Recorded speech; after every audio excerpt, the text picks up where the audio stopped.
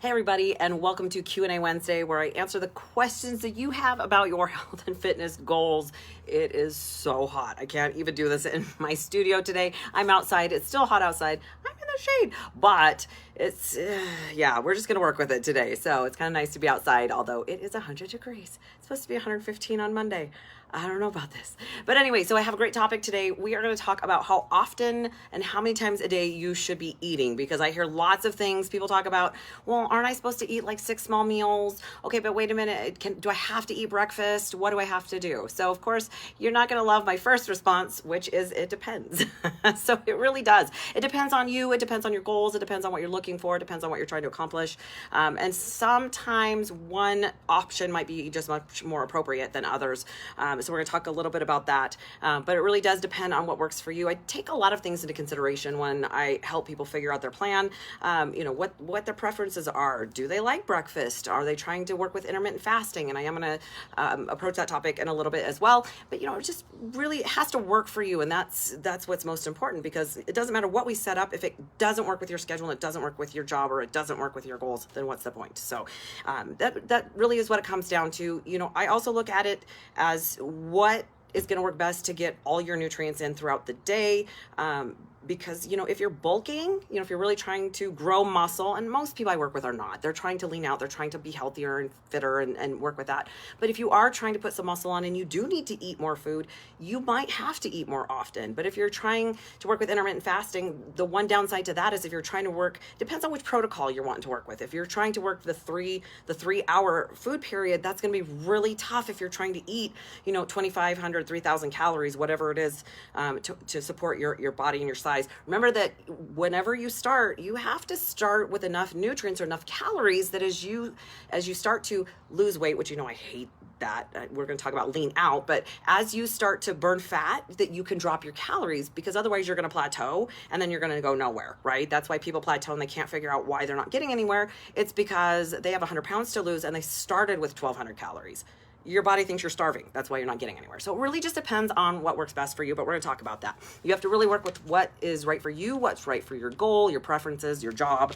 And you might have a different option for a work day than a weekend or whatever time that you have off. It really does just depend. So I do have a few tips though when it comes to trying to figure out what works best for you. So the first one is, do not go so long without food that you get to that point where you're so hungry that you want to eat everything and anything, and that you'll overeat, right? So, if you've been all day and you forget to eat, and then all of a sudden, oh my gosh, I'm starving, I don't have enough food here. And so then you drive through whatever, McCracken, and buy a bunch of garbage. Yeah, you've gone too long. One of the best things about planning meals throughout the day is that you're satiating your body, you're keeping it full, you don't get to that hangry point. Yes, that's a thing.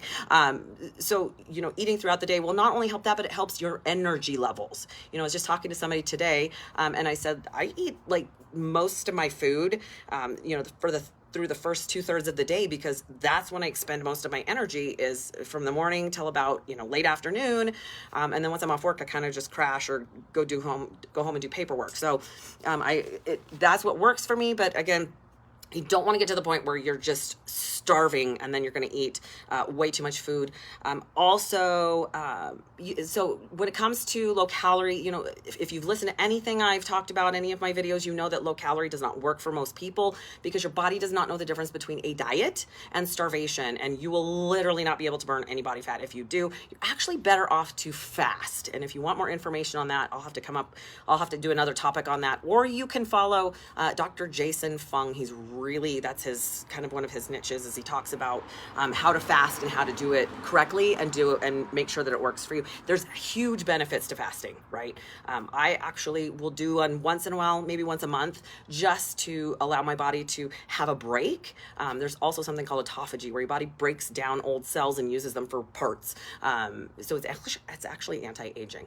Now, depending on who you are, I can't do multiple days. I'm too active for that. I usually choose a down day for that. But again, topic for another day. All right. So the second thing I want to talk about is you do, for most of us, need to allow enough time between meals for your body to digest and then recover, right? So if you graze all day, you literally don't give your body a break to clean out your system, and it needs to.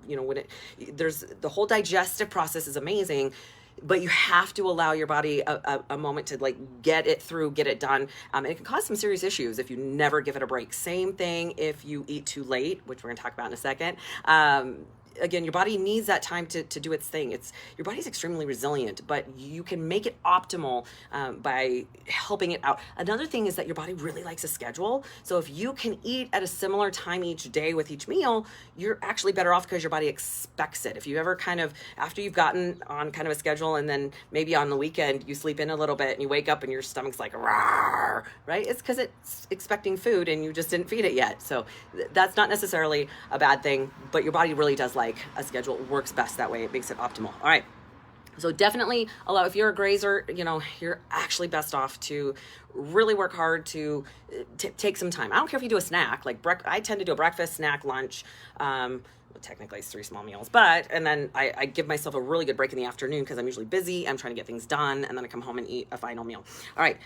So number 3, try not to eat just before bed. And definitely if you're up all night or if you're somebody who works through the night, you want to mitigate the damage that you do when you are, awake all night. There's some other issues that happen there because you're going against your circadian rhythm, which is your body wants to be awake during the day and asleep at night, right? And so there's some serious issues there, but mitigating eating at night, if you're working nighttime, that's something that you're going to have to approach at some point. But if you are going to bed, let's say you go to bed at 10, you're really best off 60, 90, even maybe 2 hours before bed, be done eating. It's really difficult for your body to digest and recover and do all the things it needs to do at the same time. As a matter of fact, it won't do either optimally.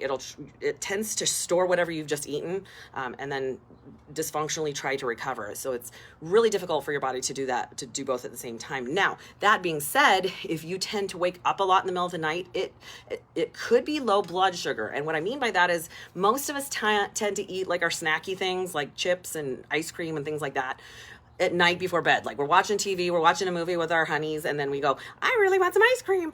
And so unfortunately, because that runs through your body faster, you might wake up in the middle of the night because you're low blood sugar. So if you're going to eat something, you're actually better off to eat a healthy fat because it will last longer in your system and you won't be waking up in the middle of the night because your blood sugar plummets. So just something to think about there. All right. So definitely, if you definitely can not eat at night, like right before bed, and definitely, I mean, if you're out partying, I understand that, but well, that's a whole nother problem. But it's not going to be optimal for how your body runs.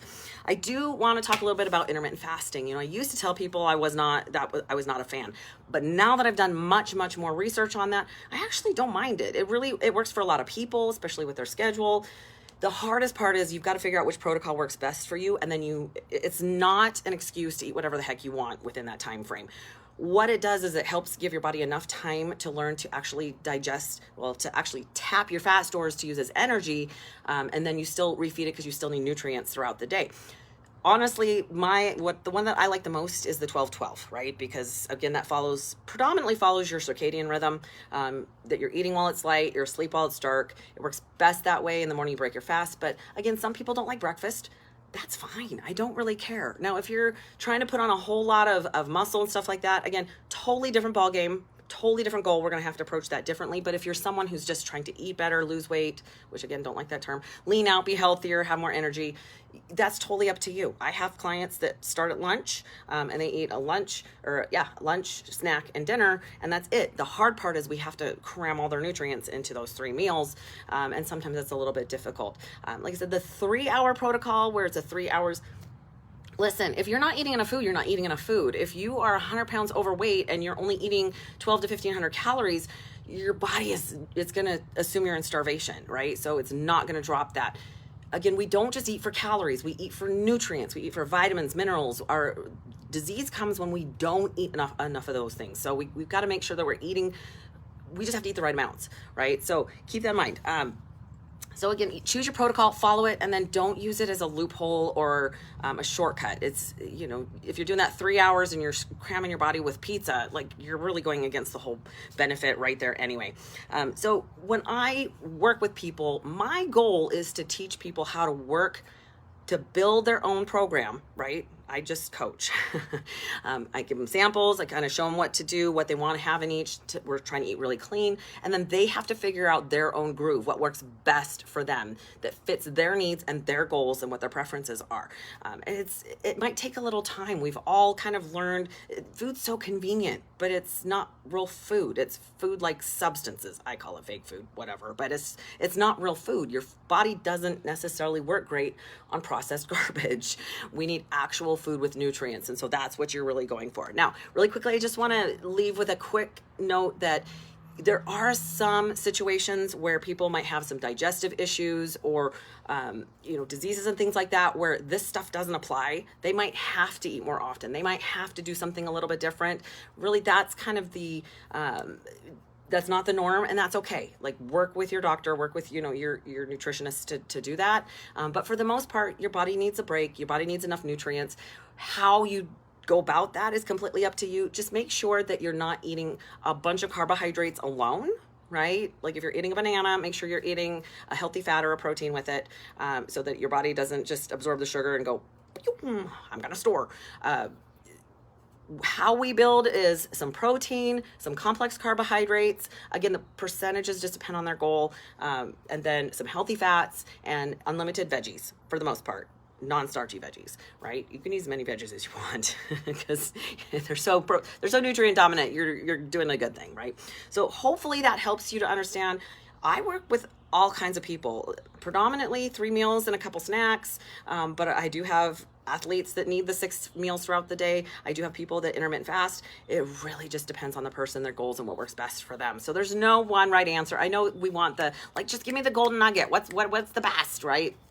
If you follow me at all, you know I'm not going to answer it that way. So hopefully that helps you out. You guys, I get my very best questions and ideas from you. So if you have a question, you can either drop a comment below. You can message me directly through Facebook Messenger.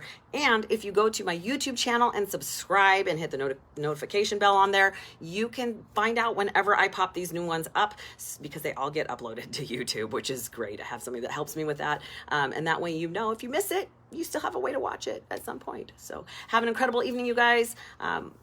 Definitely check out the last few meals with Melissa. There's some great options, especially now that it's summer. I'm having a good time. I get bored. I want some new stuff. So have an incredible weekend, you guys. Enjoy the weather. Hopefully it's not super hot where you are. And we'll talk to you soon. Stay happy and healthy, my friends.